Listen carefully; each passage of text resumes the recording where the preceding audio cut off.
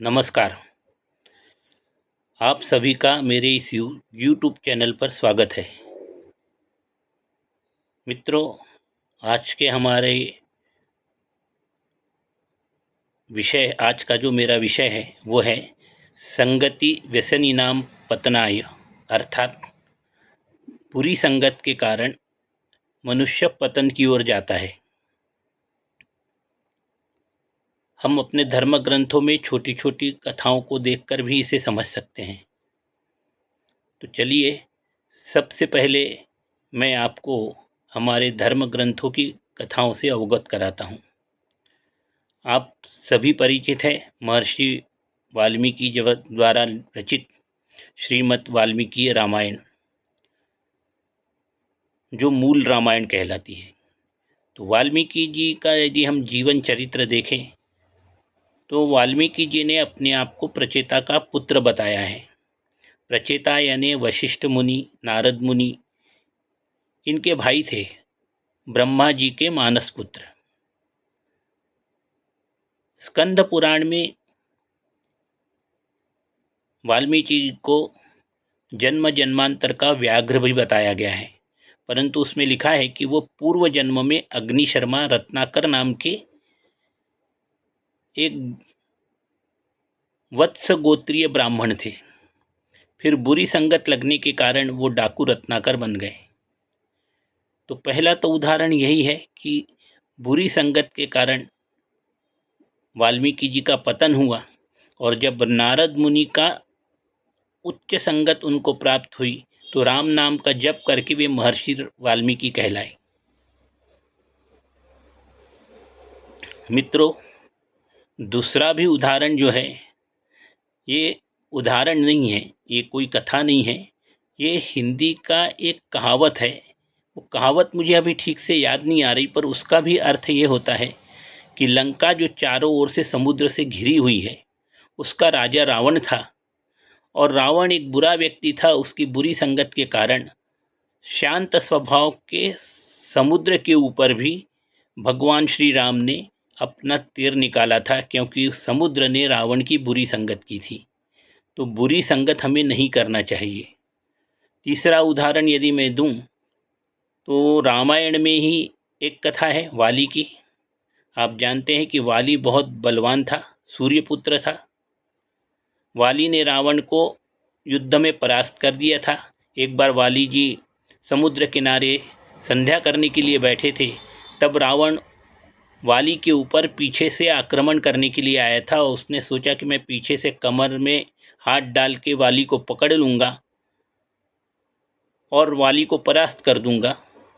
मगर रावण की छाया जो सामने पड़ रही थी, उसे देखकर वाली समझ गए कि मेरे पीछे कोई मेरा आक्रमण करने के लिए आया है।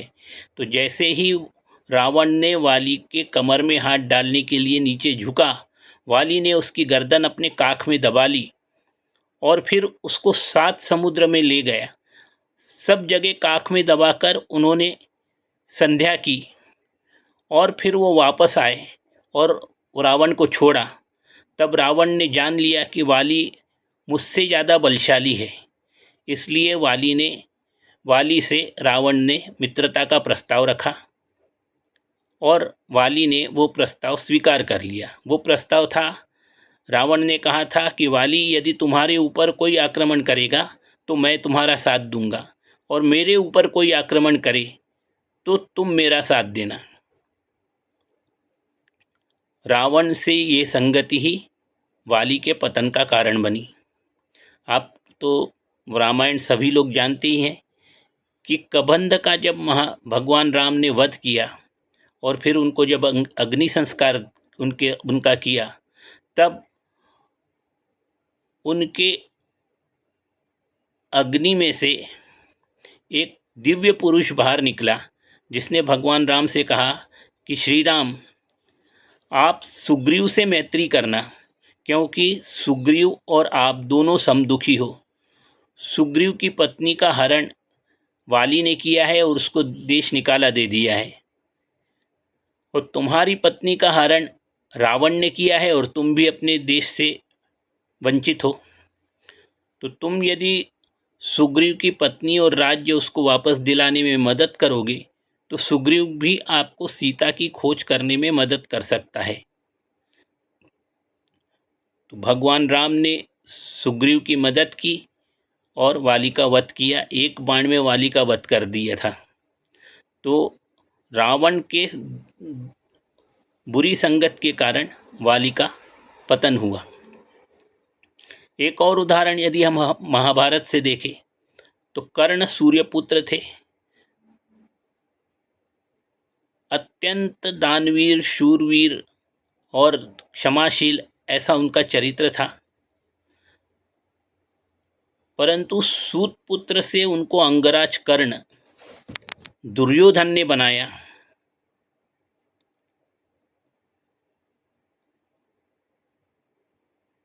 और उस कारण कर्ण अपने आप को दुर्योधन के एहसान के तले दबा हुआ समझने लगे। जब द्यूत क्रीड़ा हुई तब कर्ण ने दुर्योधन का साथ दिया और द्रौपदी के संबंध में अपशब्द कहे।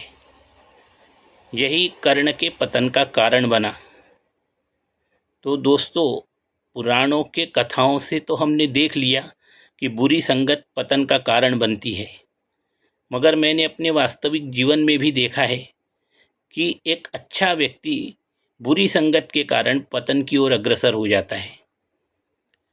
बात उन दिनों की है जब मैं कॉलेज में पढ़ता था। हमारे कॉलेज में 2 छात्रों के, मेरे मित्रों का समूह था।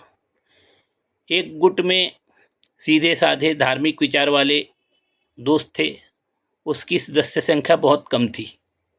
और दूसरा गुट जो था वो अत्यंत होशियार लड़कों का था। वे बहुत शरारती थे, परंतु उनमें दुर्व्यसन बहुत थे। हमारे साथ एक मेरा मित्र और पढ़ता था जो हमारे ही समान सीधा साधा और धार्मिक विचार वाला था, परंतु वो दूसरे गुट के साथ अक्सर रहता था। तब एक दिन हमारे क्लास टीचर ने उस मेरे मित्र को बुलाया और उसको समझाया कि भाई, बुरी संगत को छोड़ दो, वरना बुरी आदत के कारण तुम्हारा पतन हो जाएगा। तब मेरे मित्र ने सर को पलटकर जवाब दिया कि जैसे मैं उनके साथ रह के बुरी संगत के कारण बुरा व्यक्ति हो सकता हूँ, तो मेरी अच्छी संगत प्राप्त करके मेरे जो दोस्त हैं वो भी तो अच्छे बन सकते हैं। तो मैं उनको अच्छा बनाने के लिए उनके साथ रहता हूँ।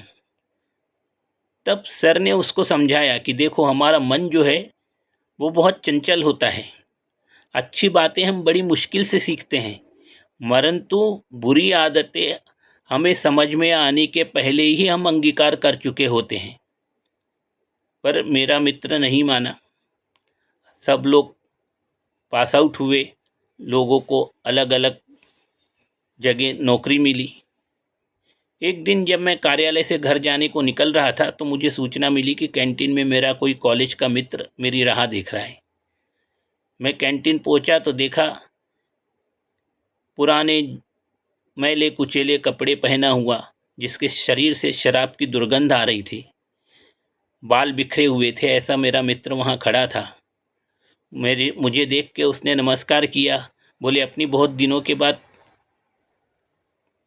मुलाकात हो रही है और मैं तुमसे मदद मांगने के लिए आया हूँ। मैंने उसको कारण पूछा तो उसने कहा कि मेरी पत्नी की तबीयत बहुत ख़राब है और मेरे पास पैसे नहीं हैं, तो मेरी कुछ आर्थिक मदद कर दो। तब मैंने उसको कहा कि देखो, तुम्हें याद है कॉलेज के दिनों में सर ने तुमको बोला था कि बुरी संगत को छोड़ दो, मगर तुम नहीं माने। तो क्या तुम्हारे वो जो दोस्त जिनको तुम अच्छा बनाने वाले थे वो अच्छे बन गए? तो वो दोस्त मेरे ऊपर नाराज़ हो गया, क्रोधित होकर बोला, देखो तुम पैसे नहीं देना चाहते तो मैं चला जाऊंगा। तब मैंने अपने पास जितने पैसे थे, 700-800 रुपये उस समय कुछ जेब में पड़े थे, वो मैंने उसको दे दिए। उसके जाने के बाद मेरे जो कार्यालयीन मित्र थे उन्होंने कहा, आपने ये बहुत गलत किया। एक शराबी को आपने फिर से पैसा दे के उसको फिर शराब पीने के लिए प्रवृत्त कर दिया। दोस्तों, बुरी संगत का पतन होते हुए मैंने अपने आँखों के सामने देखा है। मैं इसीलिए सभी माता-पिता जो हैं, जिनके बच्चे अभी छोटे हैं, उनसे रिक्वेस्ट करूँगा कि वो अपने बच्चों की संगति के ऊपर अवश्य ध्यान रखें, ताकि बुरी संगत में पढ़कर बच्चों में बुरी आदतें ना आए। धन्यवाद। जय श्री